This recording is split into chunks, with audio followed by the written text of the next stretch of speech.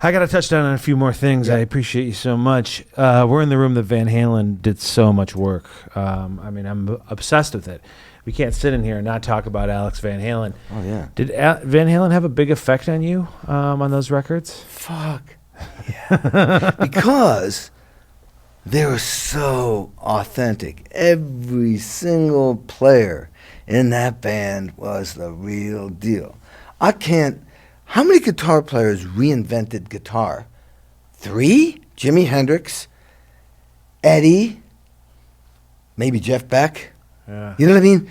Jimmy Page maybe, but really, No. Eddie, I mean, this guy's a genius. I mean, we all know he was wild, he drank a lot and but dude, this guy was a mad scientist. He would spend hours and hours every day reinventing shit, moving pickups from an old guitar and rewiring this, and these guys were living it. And Alex, there's very few drummers. I'm one of the lucky ones. You can hear me on the radio, especially on a Mellencamp song. You go, oh, that's Kenny. He's got that sound. But Alex had that sound. Big time. Every fucking time.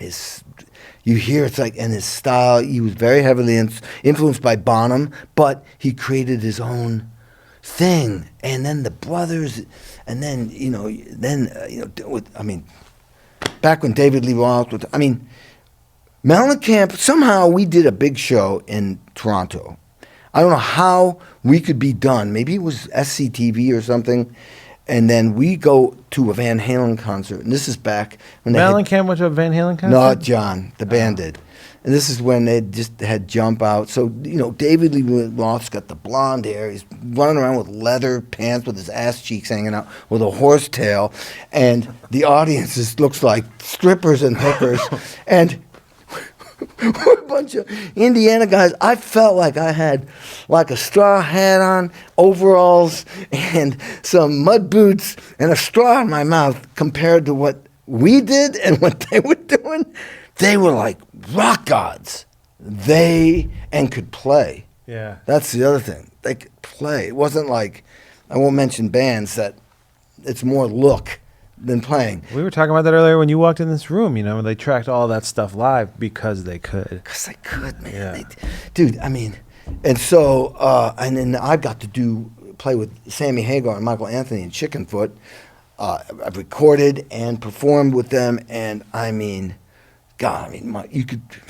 Anthony, his vocals.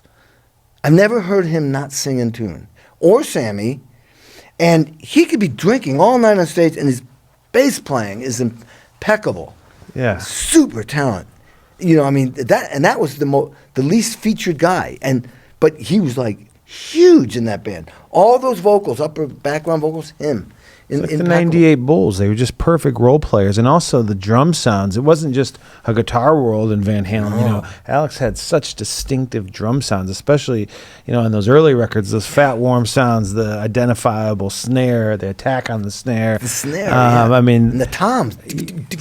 Yeah. Ludwig player, Rosewood snare, I think, which was my favorite with a lot of tape on it. Yes, exactly. That was the thing. At first I went, it was the opposite. Mine was wide open. Dang! His was like, but you name the very few drummers have a sound where you go, oh, that's him. No, man, and their music, it was endless. It just kept coming out and coming out. Once, you're lucky. Twice, okay. 3 times, you're the shit. And it kept coming out like Zeppelin, just kept coming out. And then read Sammy Hagar's book, The Red Rocker, and the way he got in. And he did that stuff here too.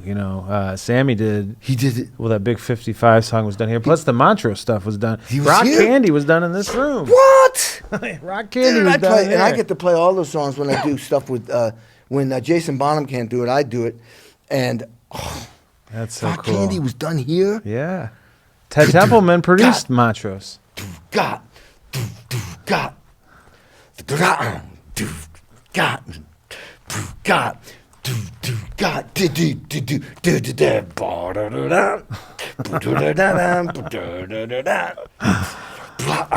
Oh my God. Amazing.